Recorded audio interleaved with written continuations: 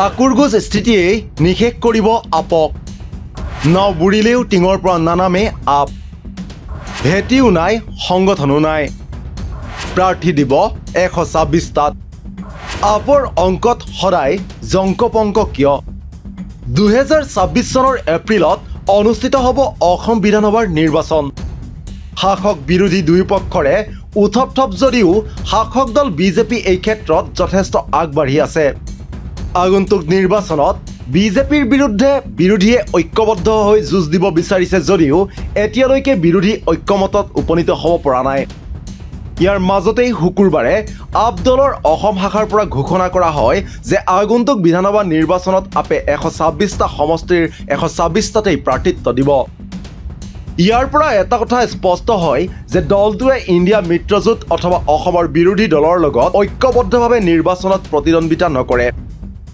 আপৰ এই সিদ্ধান্ত আন ৰাজনৈতিক দলবোৰে কিমান গুৰুত্ব সহকাৰে গ্ৰহণ কৰিছে সেই কথা কোৱা কঠিন, কিন্তু আপৰ সিদ্ধান্তই শাসক দল বিজেপিৰ লগতে বিজেপি মিত্ৰজোঁটক সহায় কৰিব যে সেইটো নিশ্চিত। উল্লেখ্য যে আপে এনেধৰণৰ একেটা সিদ্ধান্তই গ্ৰহণ কৰিছিল হাৰিয়ানা আৰু গুজৰাটৰ নিৰ্বাচনৰ ক্ষেত্ৰত। 2022 চনত অনুষ্ঠিত গুজৰাট বিধানসভা নিৰ্বাচনত অৱশ্যে দলটোৱে 5খন আসন লাভ কৰিছিল যদিও কংগ্ৰেছ দলৰ প্ৰাৰ্থীক খুব কম ব্যৱধানত হৰুৱাই বিজেপি প্ৰাৰ্থীৰ জয়ী হোৱাৰ পথ প্ৰশস্ত কৰি দিছিল আপে। ঠিক সেইদৰে হাৰিয়ানাৰ নিৰ্বাচনতো আপে ৰাজ্যখনৰ মুঠ 90টা সমষ্টিৰ 89টাতেই প্ৰাৰ্থিত্ব আগবঢ়াইছিল। আপে সেই নিৰ্বাচনত লাভ কৰিছিল মাত্ৰ 1.78% ভোট, অৰ্থাৎ প্ৰতি 100গৰাকী ভোটাৰৰ দুজনেও ভোট দিয়া নাছিল আপ প্ৰাৰ্থীক। কিন্তু ইমান কম সংখ্যক ভোট লাভ কৰিও দলটোৱে ক্ষতি কৰিছিল কংগ্ৰেছক। আপে এনেদৰে ভোট বিভাজন কৰাৰ ফলত খুব কম সংখ্যক ভোটৰ ব্যৱধানত পৰাজিত হৈছিল কংগ্ৰেছ প্ৰাৰ্থী।